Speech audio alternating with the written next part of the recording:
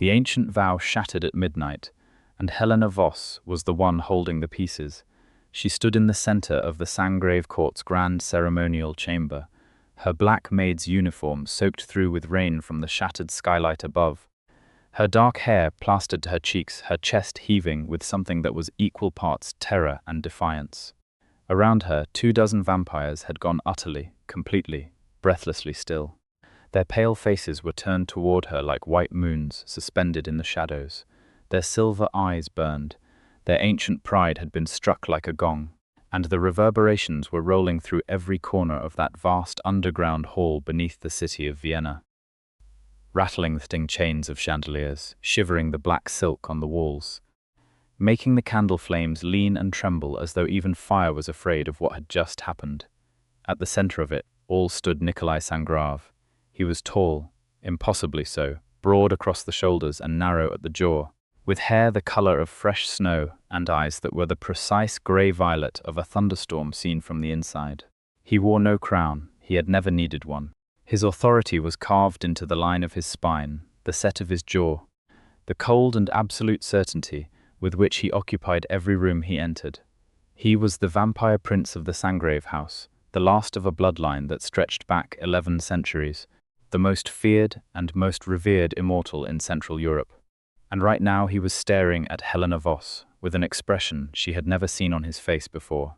He looked undone, because she had just spoken the words of the ancient vow of severance, words that no human being was supposed to know, words carved only into the deepest stone of the court's founding chamber, written in a dialect of Old Pannonian that had not been spoken aloud in 400 years, words that, when spoken by a mortal standing inside the consecrated circle, dissolved the blood-binding contract that had been used to enslave Nikolai Sangrave to the will of the court council for the past 3 centuries, the binding that the council had used to control him, to force him to sign his name to their dark edicts, to watch, imprisoned behind his own eyes, while they used his power to destroy, to manipulate, to bleed the world of Vienna slowly dry.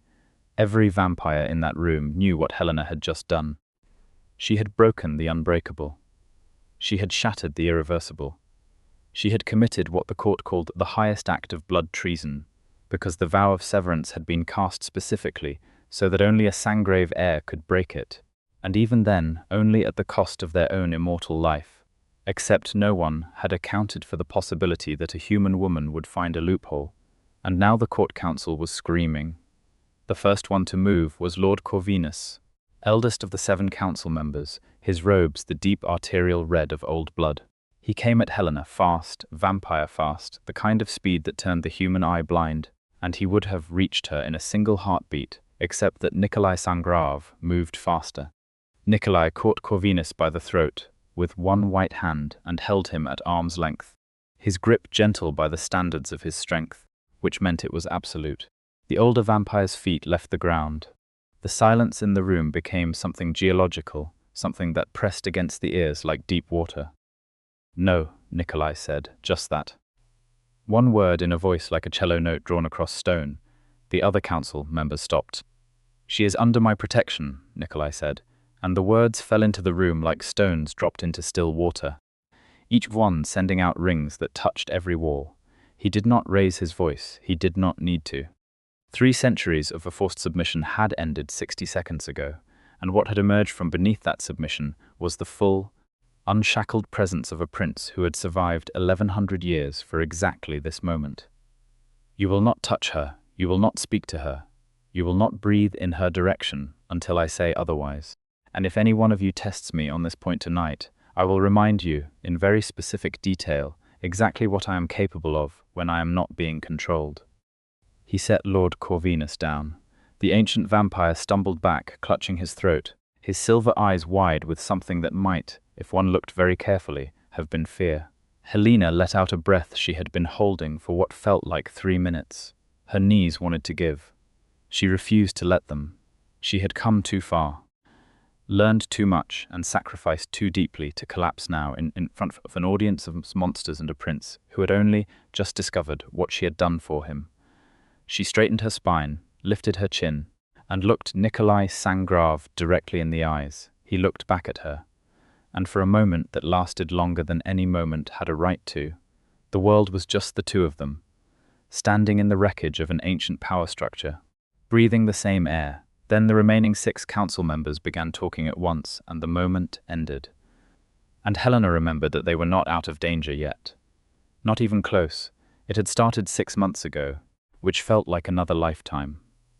Another Helena. She had needed the job desperately. The maid position at the Sangrave estate was not advertised in any normal employment database. It came through a recruiter who operated out of a basement office in Vienna's 3rd district, a sharp-eyed woman named Marta who smelled faintly of cedar and old paper, and who had looked Helena up and down with an expression that suggested she was measuring something other than her cleaning credentials. "You speak Old Pannonian," Marta had said. It was not a question. Helena had kept her face neutral. Her academic career had been spectacular and brief.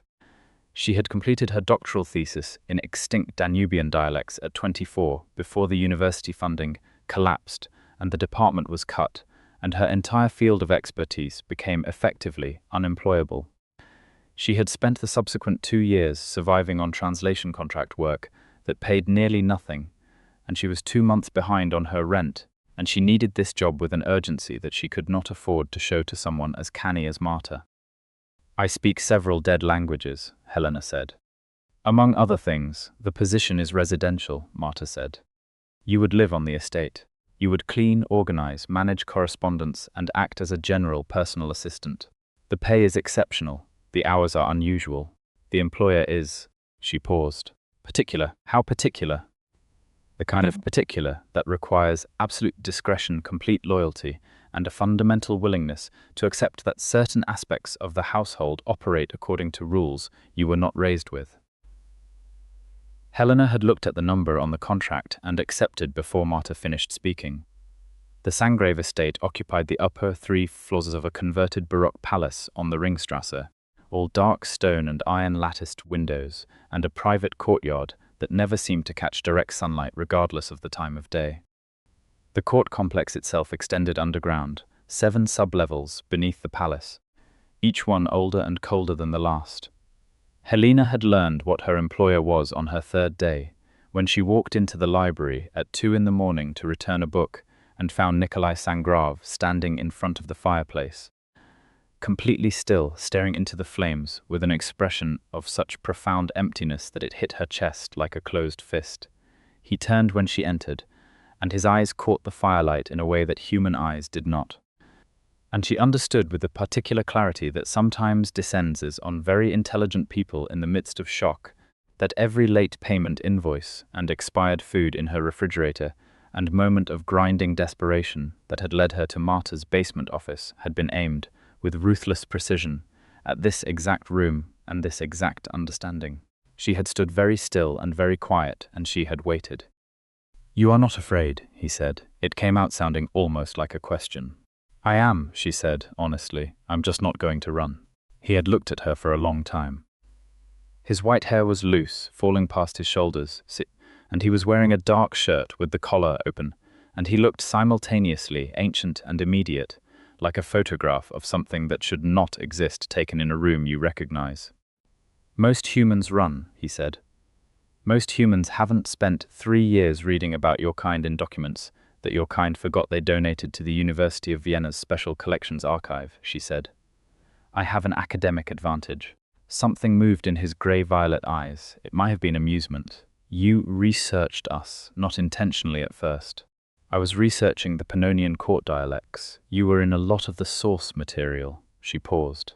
"You're described, in a 1683 letter written by a Habsburg court secretary, as disconcertingly reasonable for something so old." The sound he made was not quite a laugh, but it was adjacent to one, and she felt the tension in the room change, just slightly, just enough. "Helena Voss," he said, and it was the first time he had used her name, and the way he said it carefully, as though testing the sound, stayed with her far longer than it should have. "Nikolai Sangrave," she replied with equal care. "You should know," he said, turning back to the fire, "that this house is not a safe place." "I know," she said. "I'm staying anyway." She had not understood the full truth of those words, not then. She had understood that vampire courts were political and dangerous and old in ways that pressed on the bones. She had understood that Nikolai moved through his own home with a kind of rigid carefulness that reminded her of someone navigating a room full of tripwires. She had understood that the 7 members of the court council, who arrived for their monthly meetings in the lower chambers, made Nikolai's jaw tighten in a way that he worked very hard to conceal. What she had not understood was the blood binding.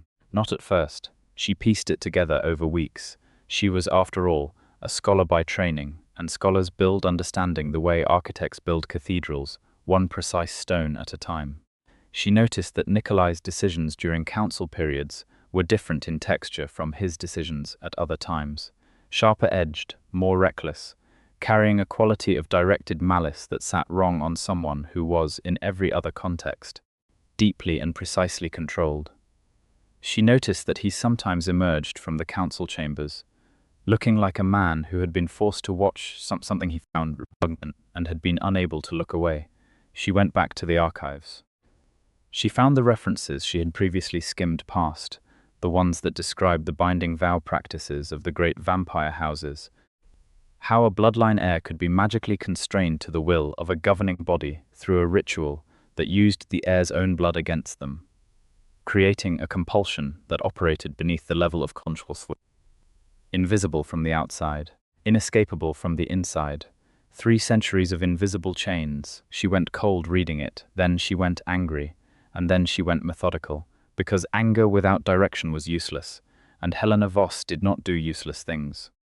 She found the vow of severance in a manuscript so old the vellum was translucent. It was in the founding era dialect that she had spent 7 years making herself the world's only living expert in.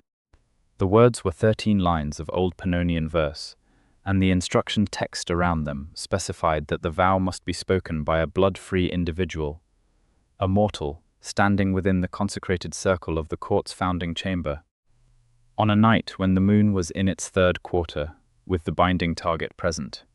The council had written the escape clause themselves 3 centuries ago, certain that no mortal would ever find their way into the founding chamber, learn the dead language, and execute the ritual. It was the kind of certainty that came from underestimating what a very determined human being was willing to do when she had spent 5 months watching someone endure something unbearable in silence. She had not told Nikolai. She had agonized over that choice for 3 weeks, turning it over, examining it from every angle. The reasons against were significant. If he knew, he might try to stop her to protect her from the council's retaliation. If he knew, the binding might sense his awareness and alert the council to sabotage the attempt. If he knew, he would carry the weight of her risk on top of everything else he was already carrying. The reasons in favor were simpler and ultimately outweighed everything else. She was about to do something that could get her killed. He deserved to know. He deserved to be asked, rather than saved without his knowledge or his consent. She told him on a Thursday evening in late November, sitting across from him at the library table, with the original manuscript open between them. And she watched him read the page she had opened to, and she watched the color of his eyes change as understanding arrived. He did not speak for a very long time. "You found this," he said at last. 7 months ago," she said. "I've been preparing since. You knew what I was before you took this position. I suspected. I confirmed on day 3. She kept her voice level. I've had the lunar calendar mapped for months. The next qualifying 3rd quarter moon is in 10 days. He stood up from the table and walked to the window, and stood there with his back to her for so long that the candles in the room burned noticeably shorter. Helena. His voice, when it came, had something in it she had not heard before. A roughness, a fracture line. You understand what the council will do if they realize what you are attempting before you complete the ritual. You understand what they will do to you after, if we do not have a plan for the immediate aftermath. I have a plan for the immediate aftermath, she said. I've been building it for 4 months. He turned from the window then, and the look on his face was one she filed away in a part of her memory that she kept separate, the part where she stored things that were too important to risk contaminating with daily access. You did all of this, he said slowly, for someone who cannot repay you in any currency that matches what you are spending. I did it, she said. Because it's the right thing, and because I wanted to. She met his eyes. And because watching someone intelligent and honorable and genuinely good be used as a puppet for people who are none of those things makes me want to burn the entire system down, and this is the more precisest version of that. He crossed the room and sat down, across from her again, and he was close enough that she could see every detail of his face. The exact architecture of his cheekbones, the faint silver threading through the white of his hair, the way his eyes moved when he was thinking hard about something. "Tell me the plan," he said. They built the remaining 10 days together. Helena's plan for the aftermath rested on 3 things. The first was a network of documentary evidence she had assembled over months, proof of specific council decisions made under Nikolai's compelled authority, including a land seizure that had forced a dozen mortal families from homes they had occupied for generations, a series of financial manipulations that had quietly drained a charitable medical foundation, and 2 instances of authorized violence against vampires of lesser houses who had tried to petition the prince directly. She had placed copies of this evidence with 3 separate parties, each of whom had agreed, at considerable persuasion, and in one considerable financial incentive, to release it simultaneously if they did not hear from her by a specific date. The second was a set of legal instruments, drafted by a lawyer who specialized in the kind of non-disclosure that did not ask questions, that restructured the formal governance of the Sangrave court to eliminate the council's authority over the prince's decisions, effective immediately upon the dissolution of any existing magical binding hot upon the prince's will. She had done her research, and it turned out that vampire court governance, however ancient its traditions, had been legally incorporated in Austria in 1919 during a period of broad social restructuring, and that legal framework, dusty and ignored as it was, still applied and could still be used. The third was Nikolai himself. An unbound Nikolai, she had calculated, was the most powerful individual in the room, in any room he entered.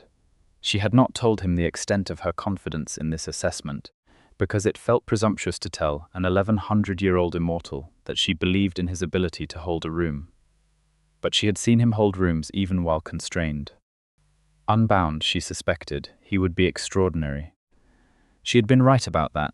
After Lord Corvinus was set back on his feet, and the council was gathered in their collective fury and shock, it was Nikolai who spoke.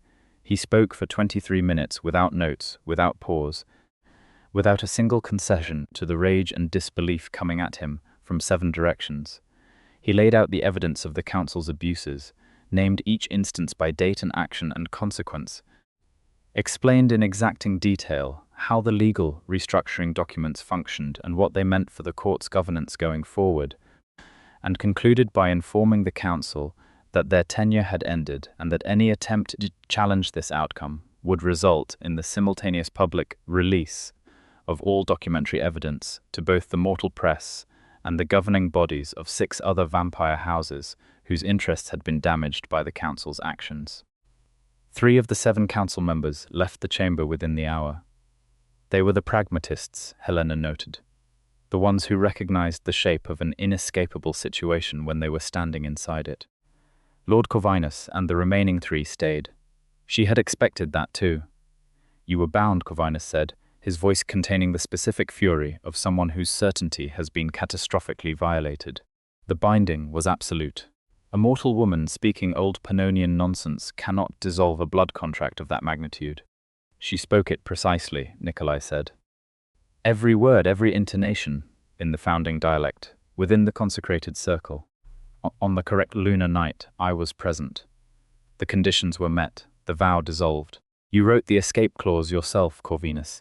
Did you forget that no one else has been able to read it for 400 years? He tilted his head. You forgot to account for linguistic scholarship. She is a human, Corvinus said, and the word carried the full weight of every hierarchical assumption the court had ever made. A maid. She is Helena Voss, Nikolai said. The simplicity of it, the absolute and uncomplicated weight with which he said it, made something bloom painfully in Helena's chest. And she is under my protection. You have already been told this once tonight, Corvinus. I do not repeat myself a 3rd time. The remaining council members left before dawn, the night after the ritual. After the chamber had emptied and the legal documents had been filed, and the evidence packages had been recalled from their holders, with the coded confirmation that Helena's plan had succeeded, Nikolai found Helena in the upper library. She had changed out of the wet uniforms and was sitting on the floor with her back against the sofa, a mug of tea balanced on her knees, looking at nothing in particular with the expression of someone who has spent every unit of available energy and is only now beginning to understand the extent of the expenditure. He sat down on the floor beside her without asking.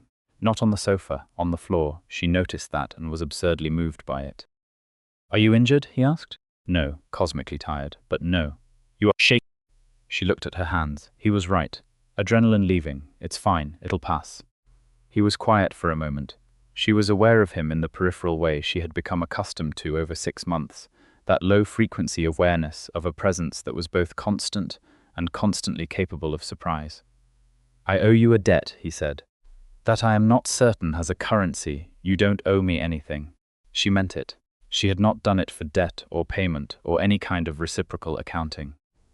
She had done it because it was necessary and because she wanted to, and because, somewhere in the past 6 months, watching him exist with such precise and painful dignity in a situation that was anything but dignified, she had developed feelings for him that she had been very carefully not examining Helena. He said her name the way he always said it, with a precision that suggested he was aware it mattered. 300 years. Do you understand what 300 years of that binding means? I could not act freely. I could not refuse. I could not protect the people I was supposed to be protecting, because every time I tried, the binding redirected me.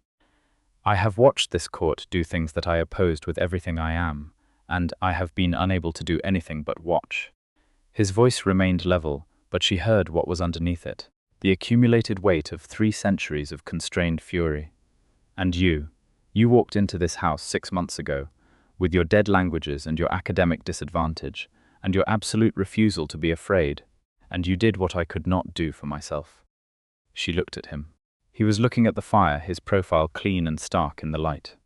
"I'm glad it worked," she said, because everything else she could think to say felt either too large or too small. "Why did you not tell me earlier?" he asked. "You said you had known for 7 months. 2 reasons, she said. "The binding might have sensed your awareness, and I was afraid you'd try to stop me." "I would have," he said.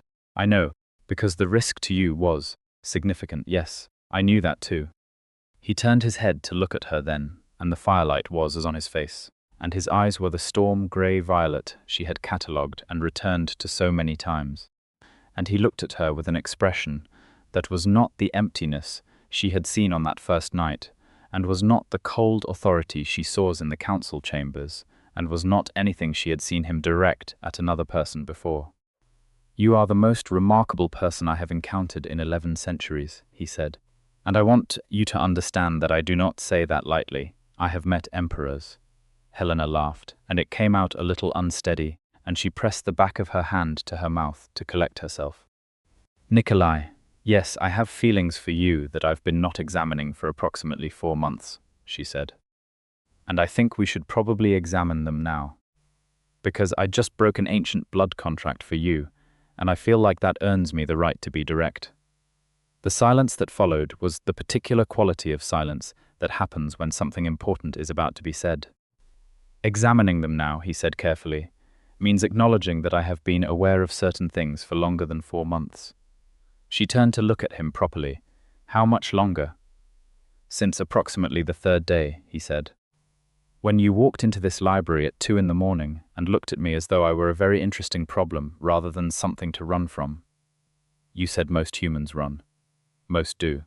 Something in his expression shifted. "You stayed." "I told you I would," she said. "You did." He reached out and, with a deliberateness that suggested both awareness and intention, tucked a strand of her dark hair behind her ear. His fingers were cool against her cheek. She held very still, the way she had learned to hold still in rooms where important things were happening. "Helena, I want to be clear with you about what this means, if you are suggesting what I believe you are suggesting. I'm suggesting that I have feelings for you, and I'd like to know if you have feelings for me," she said, which seems like a relatively clear place to start. "The clear part is yes," he said. The complicated part is everything else. Tell me the complicated parts. He looked at her for a moment, and then he seemed to make a decision of the same kind he had been making all night, the kind that came from someone who had spent 3 centuries being denied the ability to choose, and was only now remembering what choice felt like. I am immortal, he said. You are not. That disparity is real, and I will not minimize it. It does not go away. It will be a thing we carry. I know that. My world is not safe. Tonight demonstrated that extensively. There will be others like the Council, other threats, other people who will use you against me if they know you matter to me. I'm aware. I factored it in. You factored it in, he repeated, with a quality that might have been exasperation and might have been fondness and was probably both. You are extraordinary and infuriating in equal measure, Helena Voss. I prefer to think of it as being thorough, she said. He looked at her, and the storm in his eyes did something that she would spend a long time afterward trying to find words for, and then he said, very quietly, I would like to try. So would I, she said. He kissed her then, unhurried and certain and warm in the way that the best things are warm. And Helena felt the accumulated tension of 6 months of careful, disciplined, deliberate not feeling dissolve out of her spine, and she thought, with the small analytical part of her mind that never quite switched off, that this was precisely what it felt like when something that should have happened finally happened. The weeks that followed were not peaceful, exactly, because nothing connected to vampire court politics was ever quite peaceful, but they had a different quality from the months before. The binding was gone. Nikolai moved through his own house differently, with a freedom in the set of his shoulders that Helena recognized as belonging to someone who had forgotten what it felt like to not be constrained.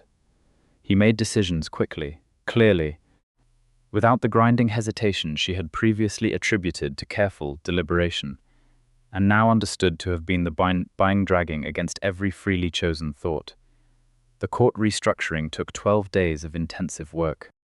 Helena drafted documents, cross-referenced legal codes, translated 3 centuries of court records from various archaic forms into actionable modern governance language, and generally made herself the administrative backbone of an operation that would have taken a team of lawyers 3 months without her specific expertise. Nikolai handled the political dimensions, meeting with representatives of the lesser houses, fielding the diplomatic communications from other vampire courts across Europe who had become aware that something significant had shifted in the Sangrave hierarchy. There were complications because there were always complications. Lady Seraphil of the Drachenblut house arrived on the 7th day after the ritual in a black car with tinted windows that pulled into the Ringstrasse courtyard at precisely 11 in the evening. She was the kind of beautiful that served primarily as a warning. Ancient, silver-haired like all her kind, wearing deep burgundy silk that suggested she had dressed for a performance rather than a visit. She swept into the front receiving room with the energy of someone who expected the room to rearrange itself around her, and she looked at Helena with undisguised assessment, before turning to Nikolai with a smile that had too many layers. The news has traveled faster than I expected, she said. A human broke the Sangrave binding. I had to come and see whether the story had been exaggerated. It has not, Nikolai said. He was standing with his hand at the small of Helena's back, a placement that was casual and deliberate in equal measure, a declaration worn lightly. Lady Seraphil's silver eyes moved between them with the attention of someone reading a contract. The human is your companion, she said. It was not a question. Helena Voss, Nikolai said, is the woman who freed me, and she is the person I intend to spend a considerable amount of time with going forward. You are welcome to draw your own conclusions. The other houses will object, Seraphil said pleasantly, as though she were remarking on the weather. A human companion in the Sangrave line. There will be those who see it as a weakness to exploit. There were those who saw 3 centuries of binding as a situation to exploit, Nikolai said. I notice the court council is no longer in residence. Those who mistake Helena Voss for a weakness will have, I suspect, a similar experience. Lady Seraphil looked at Helena directly for the first time. You broke an old Pannonian blood contract, she said. Where did you learn the dialect? University of Vienna doctoral program, Helena said. 7 years of research into extinct Danubian linguistic forms. I was the only candidate in the program. The funding was cut when I was finished. Something shifted in Seraphel's expression. You were the only person in the modern world who could read the founding texts. As far as I know, yes, and you used that to free him. Yes. The ancient vampire was quiet for a moment, looking at Helena with an expression that had lost its performance quality and become something more genuine. The story, she said finally, has not been exaggerated at all. She stayed for dinner, which was to say she had wine while Helena ate, and over the course of 2 hours she moved from measuring adversary to something closer to cautious ally, primarily because Helena asked her 3 extremely precise questions about the Drachenblut house's historical governance structure that demonstrated an understanding of vampire court politics, sophisticated enough to earn genuine respect. She is useful, Seraphil said to Nikolai when Helena stepped out briefly to take a call from the law firm handling the restructuring. She is not useful, Nikolai said. She is Helena, the usefulness is incidental. Seraphil raised an eyebrow. You are serious about her, profoundly. She is mortal, Nikolai. I know what she is. The silver-eyed woman looked at him for a long moment, and then something that might have been acceptance settled into her expression. Then I would suggest, she said, that you think very carefully about what you intend to do with that fact. Because love across the mortal line in our world does not take care of itself. He already knew that. He had been thinking about it every night since the moment on the library floor, turning it over the way Helena turned her translation problems, examining it from every direction. The truth was that the vampire courts possessed, buried in their oldest traditions, something called the offering of the red moon. It was not coercive, it was not a blood binding, it was, in the precise original language of the tradition, a gift of shared immortality, an exchange that transformed a mortal into something like the vampire who offered it, not in terms of loss of self or will, but in terms of lifespan and certain supernatural capabilities. It required absolute consent, long deliberation, and the willing participation of both individuals. It had been performed fewer than 40 times in the documented history of the vampire courts. He had not brought it up because it felt presumptuous, because they had been in whatever this was for 3 weeks, because Helena deserved to be given time and information and the full, unvarnished truth of every implication before he said anything so enormous. But he also knew that not saying it was a form of withholding, and he was committed to not withholding things from her. He told her on a Saturday night in early December, in the library that had become their room more than any other room in the house, sitting beside her while she was reading and choosing the moment with a precision that was itself a kind of nervousness. She set the book down when he started talking. She listened the way she always listened, completely, without interrupting, with the full attention of someone who understood that what was being said mattered. When he finished, she was quiet for a moment. You've been thinking about this since Seraphel visited, she said. I've been thinking about it since the library floor, he said honestly. That's 11 days before Seraphel. Yes. She picked up the book and set it aside properly, spine up, which was the Helena equivalent of clearing a mental workspace. Walk me through the specifics, she said. Everything. The biological changes, the social implications, the historical outcomes for the people who have undergone it. All of it. He spent 90 minutes answering questions. It was, he thought, one of the best conversations he had ever had, because Helena asked questions that cut through every layer of tradition and assumption and got to the actual functional reality of what the offering entailed, and he answered them without softening or simplifying, and by the end of it he felt that they had built a shared understanding of the thing with the same precision they had brought to the ritual and the restructuring. I'm not saying yes or no right now, she said, when they had covered everything. I know. I'm not asking you to. But I'm not saying no, she said, and looked at him with those dark eyes that saw everything. I'm saying give me time to think, because this is the most significant decision I will ever make, and I want to make it well. Take whatever time you need, he said. Nikolai, yes, thank you for telling me. Some people would have held that back. I am not most people, no, she said, with a warmth in her voice that moved through him like sunlight through glass, which was something he had not felt in a very long time. You're really not. The weeks between December and February had their own rhythms. The court restructuring was completed. The new governance framework, built around an advisory council of rotating representatives from multiple houses rather than a fixed dominant body, was inaugurated in a ceremony in the Grand Hall that Helena helped coordinate and attended, wearing a deep green dress that Nikolai had found her in the estate's historic wardrobe, and which had turned out to fit her so precisely that she suspected the wardrobe knew what it was doing. Lord Corvinus made one more attempt in January. He arrived at the estate with 2 supporters and a claim that the vow of severance had been invalidly performed because the mortal speaker had lacked the necessary spiritual preparation mandated in a secondary clause of the original ritual text. Helena had already found the secondary clause. She had found it in October. It mandated 3 days of fasting and contemplative silence preceding the ritual. She had performed it in November, alone in her apartment before returning to the estate, telling no one, eating nothing, reading the texts in silence until the words were as familiar as her own name.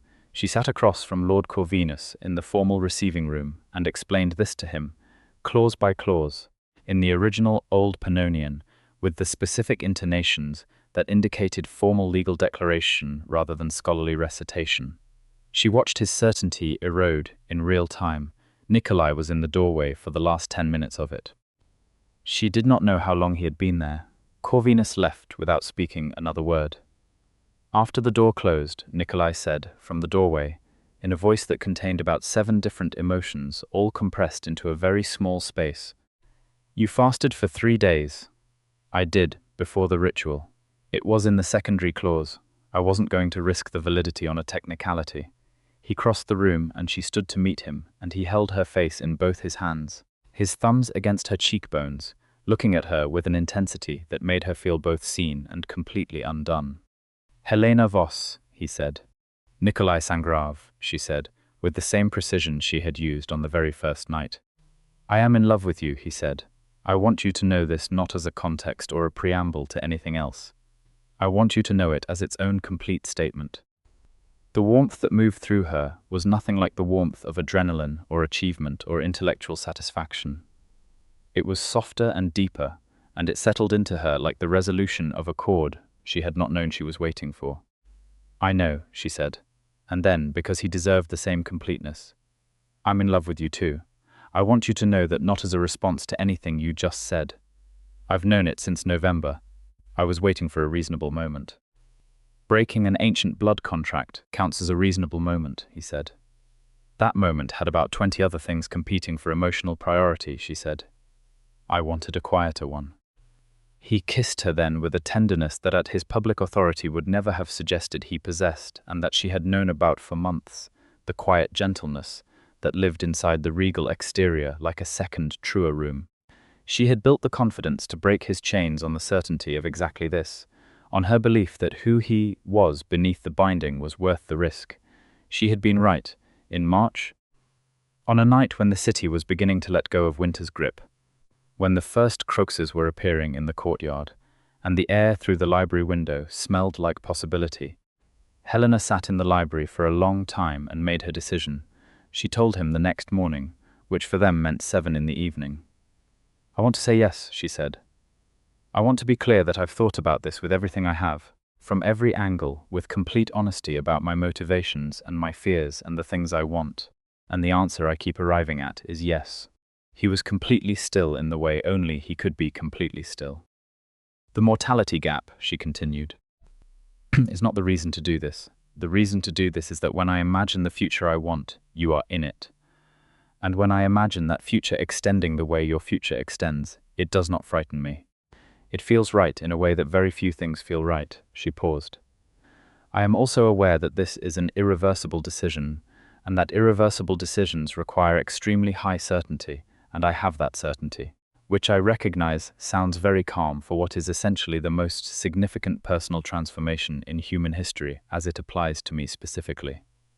"You have never not sounded calm," he said. His voice was slightly rough. "You are the most composed person I have ever met, which is remarkable given that composure typically comes with age." "I've always been like this," she said. "It used to bother people. It has never bothered me." "I know," she said. "That was one of the first things I noticed about you." He crossed to her and took her hands, both of them, holding them with a care that was itself a kind of statement. You understand that this is not a thing I ask of you. This is a thing you are choosing. Freely and fully, she said. Yes, and you understand that once given, the offering changes certain things permanently, and that we are not exactly certain of every outcome in advance, because it has been performed rarely enough that the documentation is incomplete. I've read every documented account, she said. I did the research. I always do the research. He laughed, and it was the real thing, full and warm, and she felt it against her palms through his hands. Of course you did, Nikolai, she said. I am certain. Are you? I have been certain since November, he said.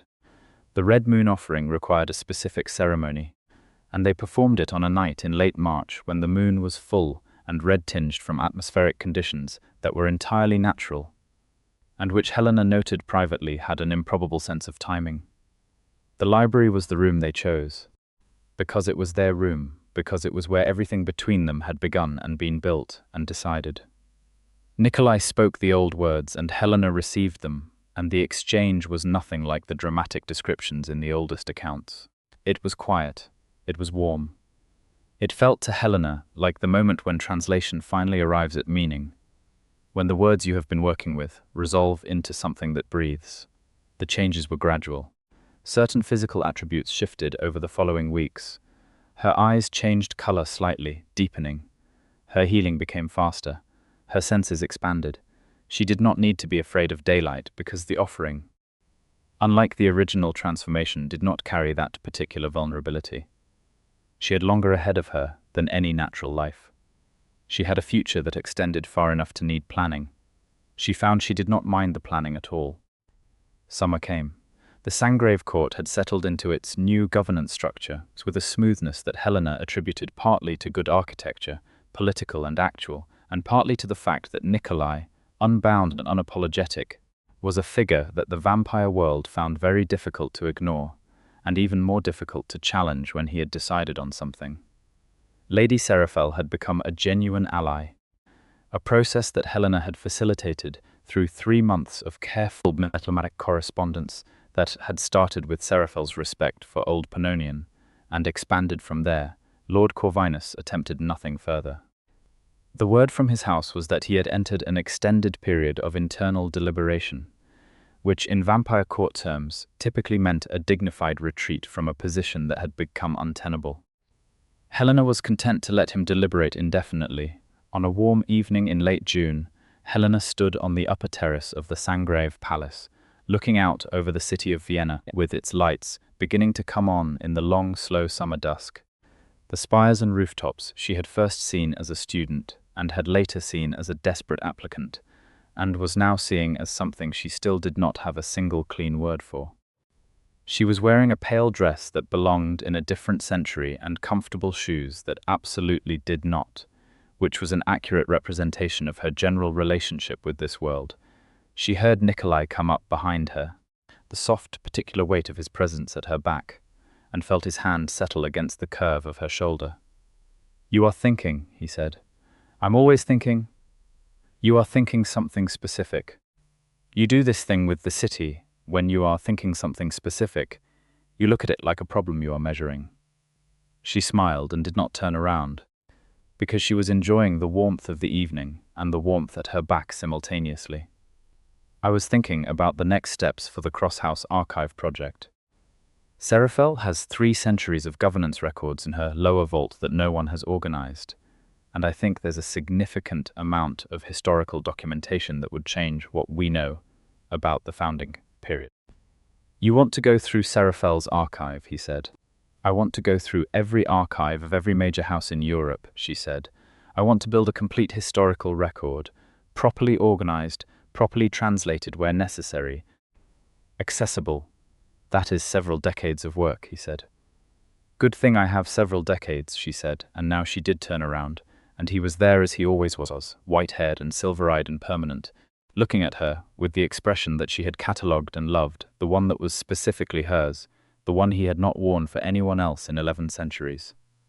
"Helena Voss," he said, linguist, scholar, administrative backbone of a vampire court restructuring, breaker of ancient blood contracts, person I intend to have several decades with, and then several more after that." "You forgot Maid," she said. He raised an eyebrow.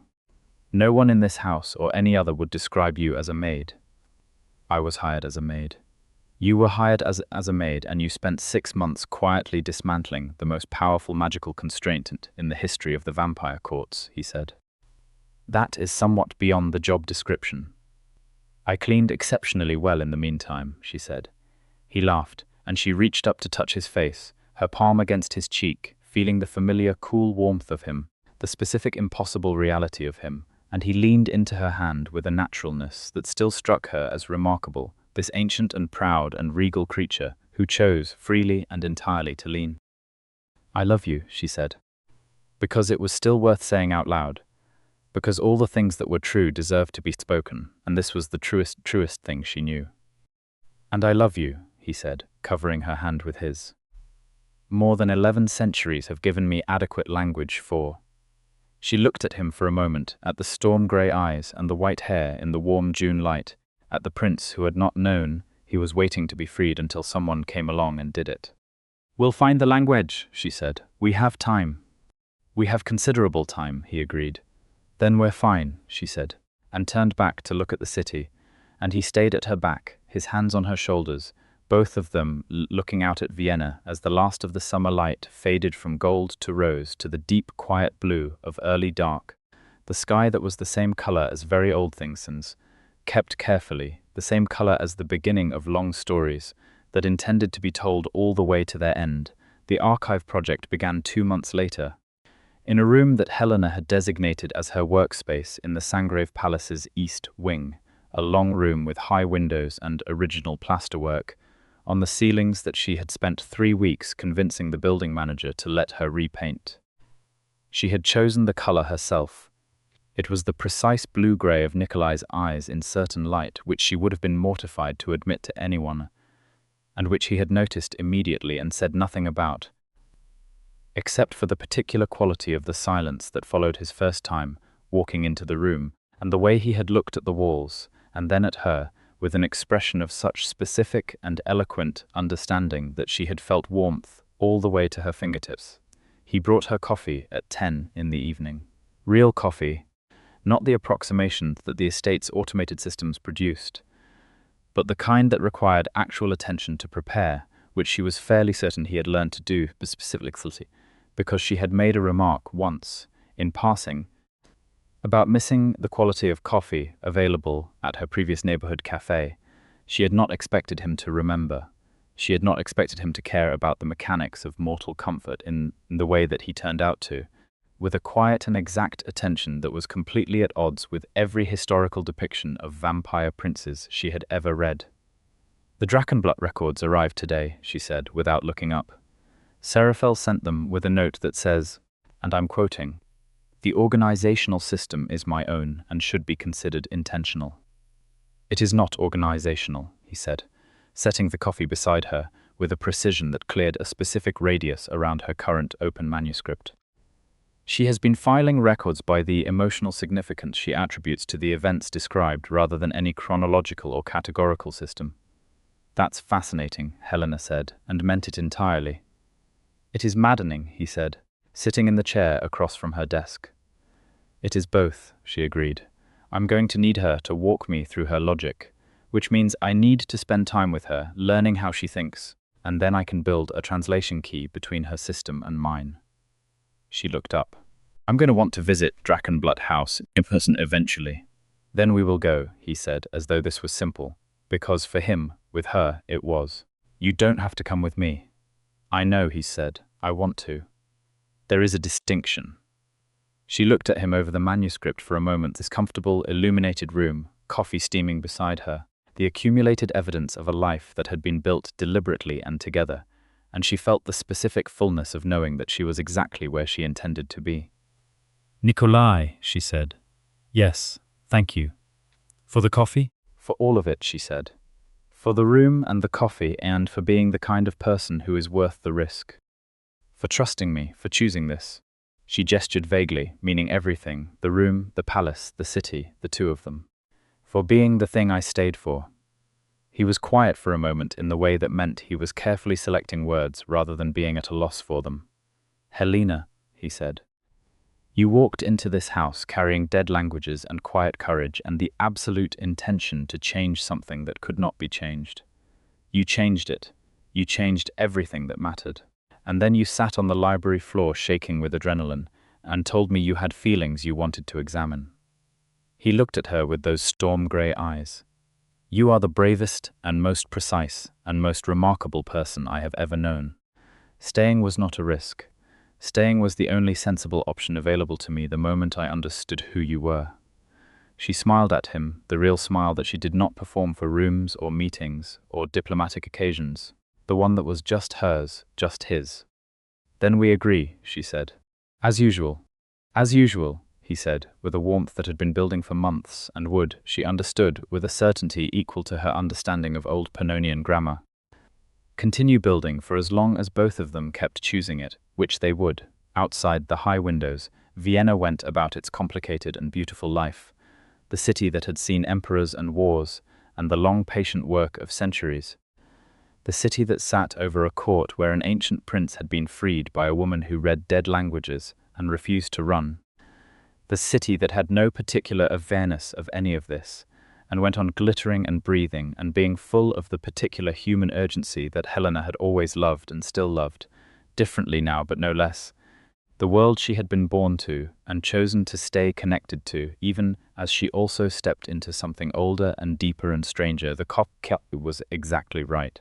The manuscript was full of the elegant, infuriating organizational logic of a woman who filed things by feeling.